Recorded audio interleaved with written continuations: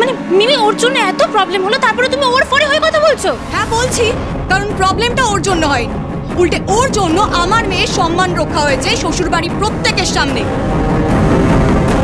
আজকে প্রবলেমটা যে ক্রিয়েট করেছে শাস্তি সে পাবে, গঙ্গা নয়।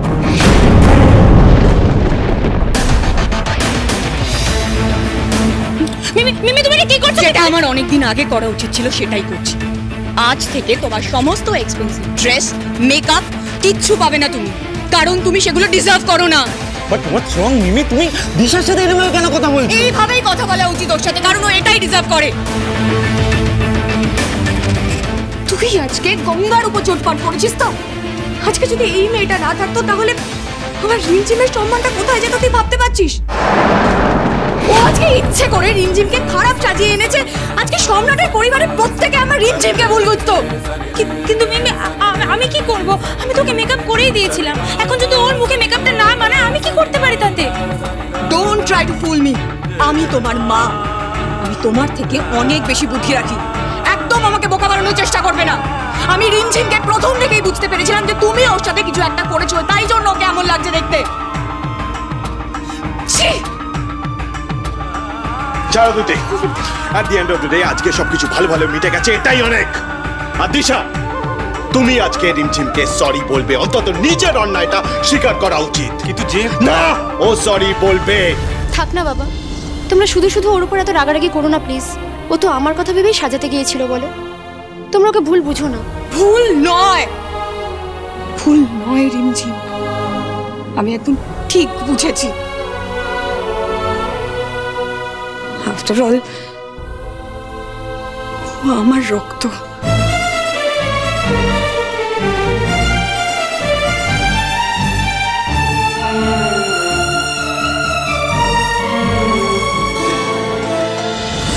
যে আর মিমি হঠাৎ করে দিশাকে এসব বলছে কেন? নিশ্চয়ই এই মেয়েটা দিশার নামে কিছু ভুলভাল বলেছে। দিশা, তোমার মুখ থেকে কিন্তু এখনো কোনো সরি শুনিনি। ভুল যখন তুমি করেছো, সরি তোমাকে বলতেই হবে।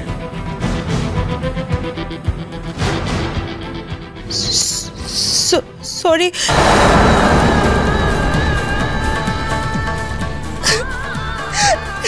দিশা, গঙ্গা, তা তুমি আমাদের সম্মান রক্ষা করেছো, থ্যাংক ইউ।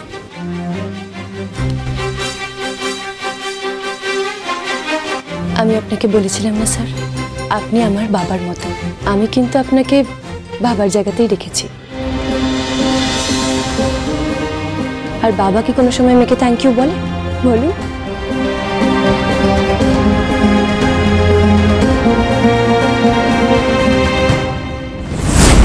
আমি জানি তুই কিচ্ছু করিসনি দিশা, এই মেয়েটির সব গন্ডগোল পাকিয়েছে।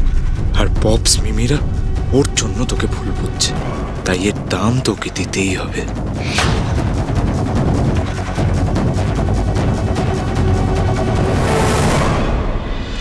ভুল যখন তুমি করেছো, সরি তোমাকে বলতেই হবে। দিশা, ডোন্ট ক্রাই, শান্ত হ। তুই দেখেছিস ওই মেয়েটা যবে থেকে বাড়িতে এসেছে তবে থেকে সবার কাছে ভালো সাজছে, আর কিভাবে আমাদেরকে বোকা খাওয়াচ্ছে। আই রিয়েলি হেট হার আয়ুষ। আমি আছি তো। শোন, যে আমার দিশার চোখে জল এনেছে আর এই বাড়ির মেয়ে হওয়ার নাটক করছে, তার আমি একটা ব্যবস্থা করবই করব। Just wait and watch.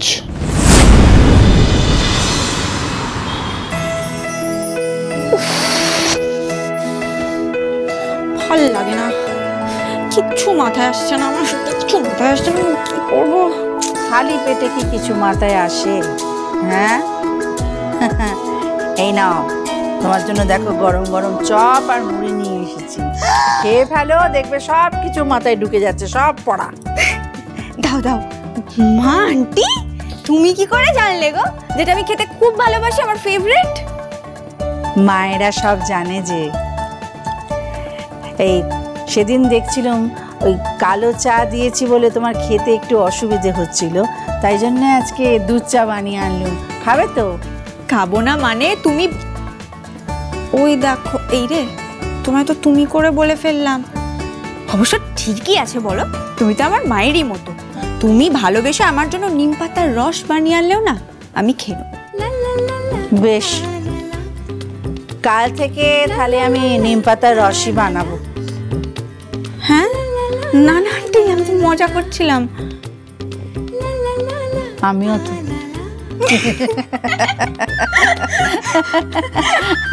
আচ্ছা যাকে একটা কথা বলো দেখি, কি হয়েছে? আমি এসে থেকে দেখছি তুমি খুব গম্ভীর হয়ে আছো, কি হয়েছে গো? আর বলো না, ওই তোমায় আমি বলেছিলাম না আমার ওই খিটখিটে খরুস প্রফেসরটার কথা। জানো তো, সে না কিছুতেই খুশি হয় না, সব কিছু তার অপছন্দ। This is rubbish, this is ridiculous. মানে আমি যাই করি সব ধরে ধরে রিজেক্ট করে দেয়। মাঝে মাঝে জানো তো আমি না ভাবি যে ওনার ওয়াইফের কি কষ্টটাই না ছিল ওনাকে নিয়ে। মানে সবেতে প্রবলেম, হ্যাঁ এভরিথিং। এত লেট হচ্ছে কেন, ক্লাসরুমে এত কথা হচ্ছে কেন, গান নাচ হচ্ছে কেন ক্যাম্পাসে, হ্যাঁ কিচ্ছু এমন কিছু নেই যে যেটাতে নিয়ে ওনার কোনো প্রবলেম নেই। তুমি জানো আন্টি, ওনার জন্য আমার কাজটা কিছুতেই শেষ হচ্ছে না। আমি বললাম যে আমি গ্রামে গিয়ে ফোক আর্টিস্টদের নিয়ে একটু রিসার্চ ওয়ার্ক করি, ফিল্ডে করলে তো বেটার হবে, কিন্তু না, সেটাতেও ওনার সন্দেহ। কি জানো, যে ফিল্ডে গিয়ে আমি নাকি ফাঁকি মারবো। ভাল লাগে না। এবার এই শহরে অথেন্টিক ফোক আর্ট নিয়ে কাজ করে এমন কাউকে আমি কোথায় খুঁজে পাই? আন্টি, কি যে সমস্যায় পড়েছি না আমি তোমাকে। এ তো পুরো খনি।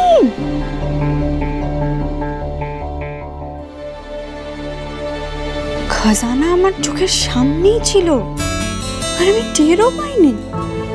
থ্যাংক ইউ গড, ফাইনালি তুমি আমাকে একটু গুড লাক ভাইবস দিচ্ছ, একেবারে ঠিক জায়গায় এনে পৌঁছে দিয়েছো। ওয়াও আন্টি, ও আন্টি, এটা কে বানিয়েছো গো এরকম অথেন্টিক ফোক আর্ট? আমার মেয়ে বানিয়েছে।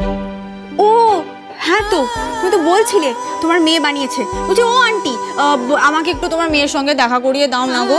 নিশ্চয়ই বিয়ে হয়ে গেছে বলো তোমার কাছে। তুমি একটা কাজ করো না, আমাকে ফোনে কথা বলিয়ে দাও আর বলে দাও যে একটু এসে আমার সঙ্গে দেখা করে নিতে। বলো না গো, বলো না, আমার খুব দরকার, দেখো না। সে তো নেই গো, অনেক দিন আগে আমাদের ছেড়ে সে চলে গেছে।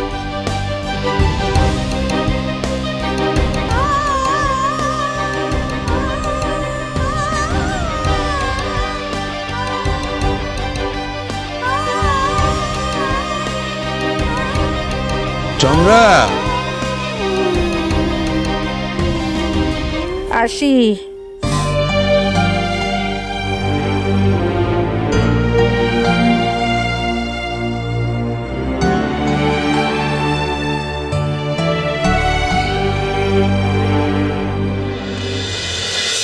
জানেন তো,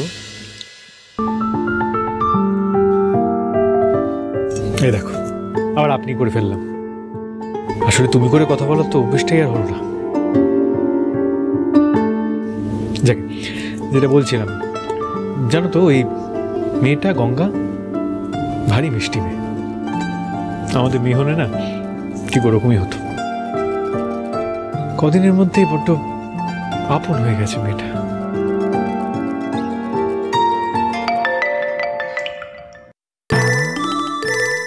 আর এই মেয়েটা ইরিটেটিং একটা। আজকালকার মেয়েদের এটি অসুবিধা, জানো তো, মানে কোনো ধৈর্য নেই, টাইম সেন্স নেই, কোনো কিছুর জন্য একটু যে অপেক্ষা করতে হয়, ধৈর্য ধরতে হয়, পেশেন্স, এগুলো এভরিথিং ইজ মিসিং। এটা জেনারেশনের প্রবলেম। তুমি থাকলে শাসন করে এদের একদম ঠিক করে দিতে, না জানি আমি।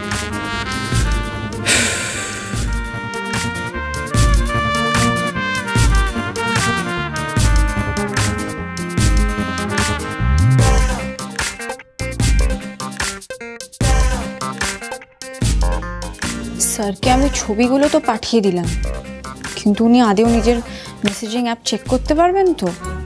পারবেন নিশ্চয়। না বাবা থাক, আমি বরং ফাইলটা রেডি করে নিয়ে গিয়ে ওনাকে একবারে দেখিয়ে মুখটা বন্ধ করে দেবো। এত ভালো ম্যাটেরিয়ালসের উপর বেস করে কাজ করলে আর উনি আমার প্রপোজালটা কিছুতেই রিজেক্ট করতে পারবেন না।